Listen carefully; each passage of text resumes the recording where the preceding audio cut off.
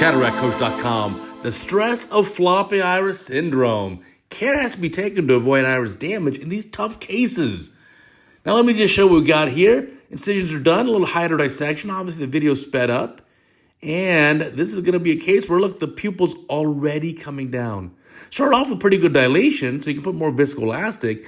But sometimes just that hydro dissection can cause the pupil to come down. Now, as the surgeon operates, look at the billowing and shaking of that iris. So a groove down the middle of the nucleus looks pretty good. And it's maybe a crack, let's see, almost.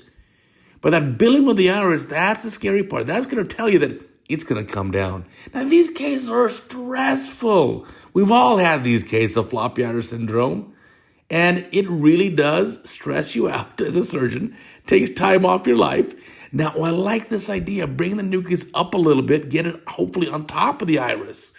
There we go. Get that nucleus up out of the bag. And now get the pieces chopped up a little bit. That's pretty good. But you can see that iris is really wanting to billow a lot. Look at it. She's shaking there like a leaf. Well, what can you do here? You could still put in iris hooks. Now, it's not too late. You could put more viscoelastic and push the iris back. Again, using a dispersive will help push the iris back and keep the viscoelastic in the eye. If you put a cohesive, it would actually wash out as soon as you have the infusion here. You can also lower your infusion settings so you have less fluid running through the eye.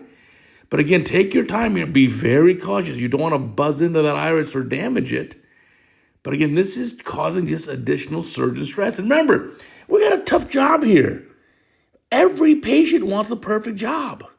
And we know mathematically that's a really hard thing to achieve here.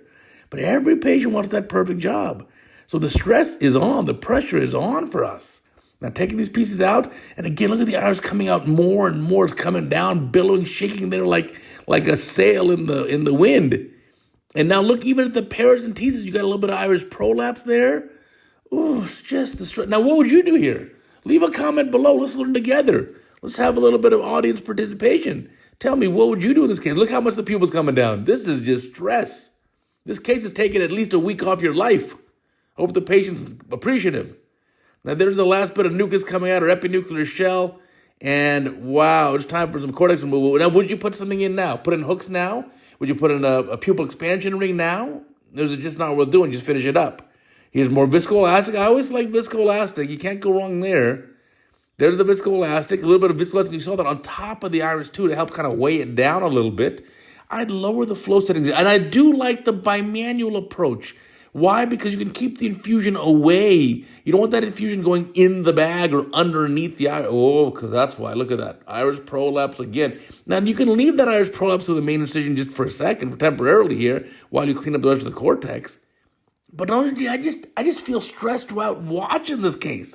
I like the two-handed technique. You got the infusion hand, which is the right hand, holding the iris away, and then the aspirating hand is going in the bag and removing that lens cortex. Oh, gosh. This is just stressful. We've all been here. This is not some isolated case that you've never seen before. You've seen this in your own operating room with your own hands. Now, look, the iris is prolapsing at the incision again.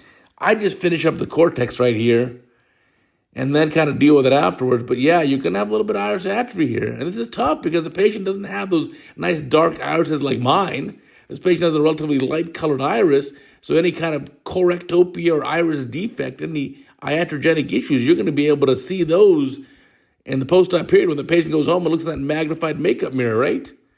Now, again, being very cautious here. Oof, this is just stressful. Just, again, I'm feeling stressed. I just watch this. I need to go for a bike ride and calm down. But again, you're almost done. I think more viscoelastic here would help. Just want to push that iris out of the way. There you go. I think you're pretty much cleaned up. Now I'd go through the para and sweep that iris in. Looks like you have some viscoelastic trapped behind the iris. Yeah, there you go, through the para. Sweep that in nice and easy. As you insert the lens, you don't want to damage that iris. You can be very cautious here. I like this idea too. Release that pressure gradient. Then a little bit of new lens material too. And so now push the iris out of the way. Okay, now I think you're able to get the lens in. Let's see the lens going in the capsular bag. Hopefully it's a single piece of acrylic. Yeah, nice and easy to get that thing in. Get that delivered in there. And now at the end, I really would definitely put a suture. Look, even at the para, you got iris prolapsing at the para. This is patient protoplasm. Your patient has bad tissue. That's just the fact of it. Now, maybe we could have put an iris hooks, done something else earlier, but even then, it's just not a simple case here. So yeah, releasing the pressure gradient, what we're doing here to, fix that. Once you release that pressure gradient, the iris won't prolapse out much. Little bit of iris atrophy there subincisionally. I think it should be okay.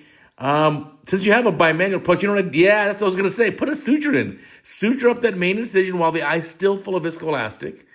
That way you can be absolutely sure you're not going to incarcerate any iris tissue in your suture or in the incision. So tie up that suture. By the way, beautiful technique there of suturing. That looks great. Now rotate that knot. Yeah, for sure. Now through the two paras, let's remove the viscoelastic. Now going in here, be very careful, nice and easy.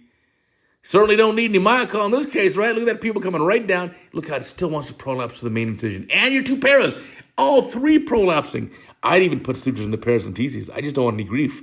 I just don't want to see tomorrow a patient with a peaked pupil and iris stuck in the corneal incisions. So be very cautious here. You know what else can help too? Well, triamcinolone is good to help. Just check, make sure nothing's going on. An air bubble. A big air bubble in the AC sometimes can be very helpful in these kind of cases too. Wow, again, that's just stress. I'd suture the paras as well. And again, yes, the surgeon is responsible for everything. You're the captain of the ship. But there's some responsibility, some patient tissue here. So there we go. There's the air bubble. Nicely done. Please leave a comment below. Let's learn together here. Let's do a group exercise.